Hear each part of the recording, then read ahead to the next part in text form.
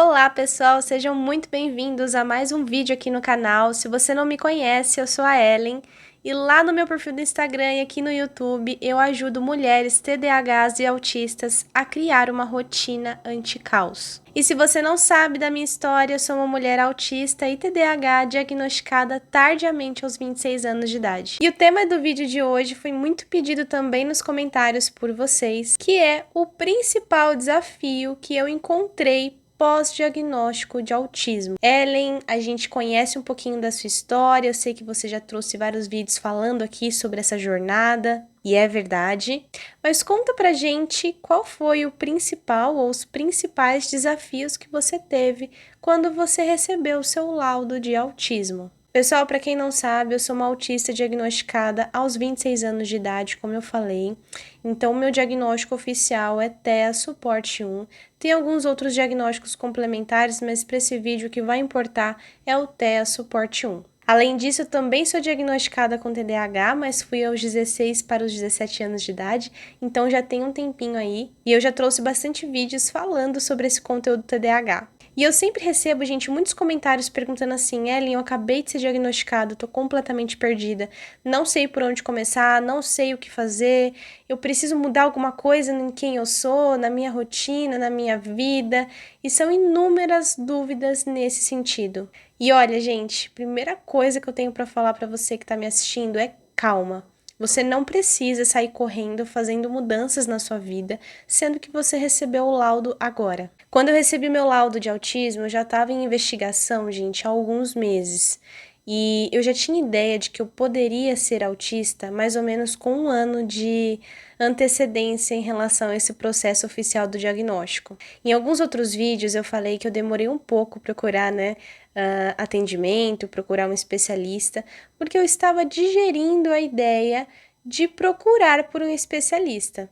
Assim como a maioria de vocês, eu tinha vários preconceitos em relação ao autismo. Eu tinha uma ideia muito fixa, muito estereotipada, e realmente por muitos anos eu nem cogitei que eu pudesse ser uma mulher autista. Não, gente, eu nunca tinha ouvido falar sobre o diagnóstico tardio. Para mim, o autismo era predominantemente um diagnóstico infantil. Ellen, mas você é um profissional da área da saúde, por que você pensava dessa maneira? Simplesmente, gente, pelo fato de não conhecer autistas adultos no meu círculo de convivência, não pesquisar sobre o assunto. E como eu já tinha o diagnóstico TDAH, eu imaginava que as minhas características pertenciam ao TDAH. Então foi uma longa desconstrução para que eu entendesse as reais chances de eu ser diagnosticada. E não é porque eu não quisesse ser diagnosticada, mas é porque eu não queria me apoderar de algo que não me pertencia. Será mesmo? Mas eu tenho uma vida funcional até, aos trancos e barrancos, mas eu trabalho, eu consigo lidar com as minhas questões sensoriais, eu tinha várias outras questões que eu fui superando ao longo da vida, umas de forma um pouco mais delicada e outras nem tanto. O que me fez marinar essa ideia na cabeça por muito tempo.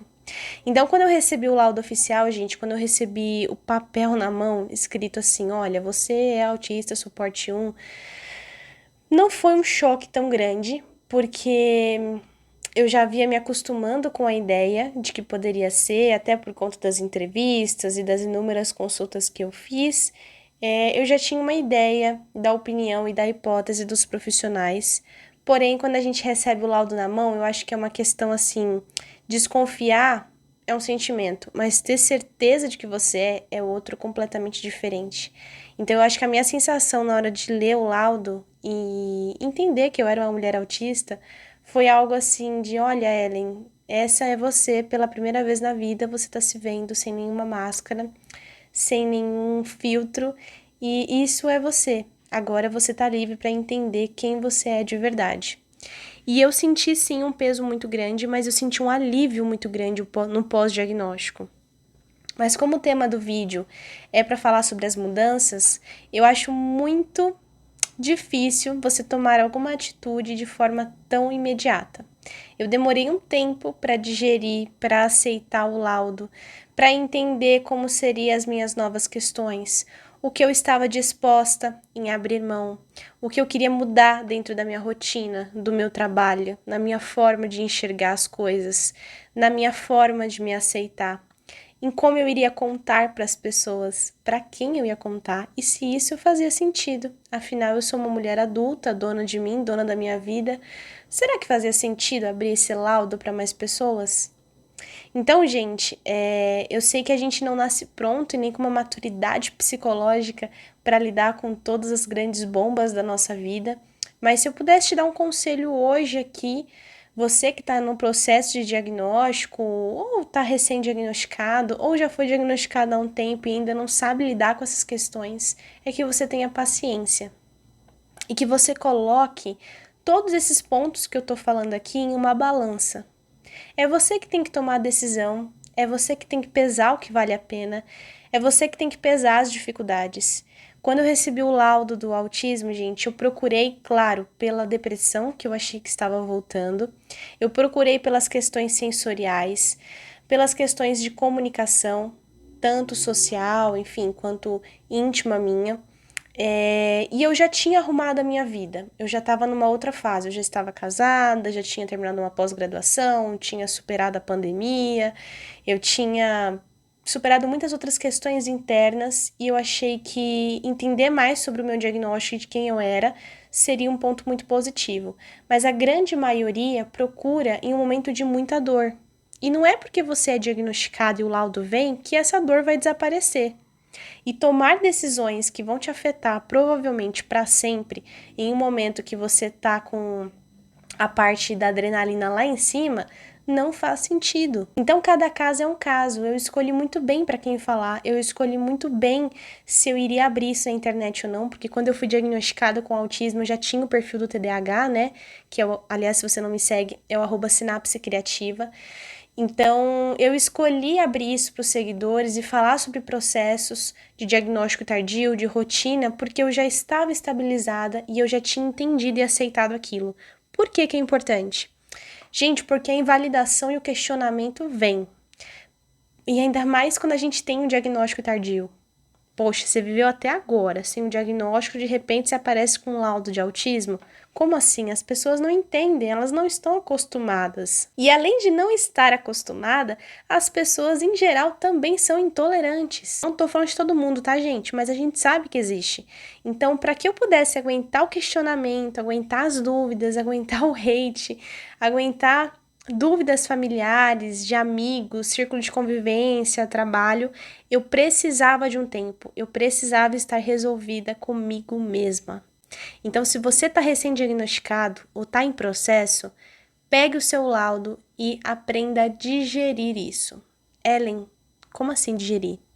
Você tem que dissecar as partes do seu laudo, entender o que você tem, o que isso influencia nas suas atitudes, no seu dia a dia. Entender os seus déficits, as suas habilidades, entender mais sobre você, o que aquilo significa, intimamente falando. Para aí depois você abrir isso para as pessoas. Então, se eu tivesse que resumir em uma única frase, gente, o maior desafio que eu tive pós-diagnóstico de autismo foi entender o que aquilo mudaria de fato na minha vida. E eu quero muito saber sobre o seu processo, porque aqui a gente fala demais sobre acolhimento, sobre saúde mental, sobre rotina, sobre organização, sobre TDAH, sobre autismo. E eu quero que esse canal seja um meio de comunicação para que a gente troque as nossas experiências e as nossas vivências. Então, aproveita e deixa nos comentários como foi para você todo esse processo, ou se você conhece alguém, e me dá também sugestões de tema para os próximos vídeos que eu vou adorar ler. Se você não me segue no Instagram, o meu perfil no Instagram é o @sinapse criativa e por lá eu compartilho muito mais de perto a minha rotina, sendo uma mulher TDAH e autista, e aliás, eu falo muito sobre construção de rotina lá, tá? Então não esquece, me segue lá. Pessoal, por hoje é só e eu espero que vocês tenham gostado do vídeo e até a próxima!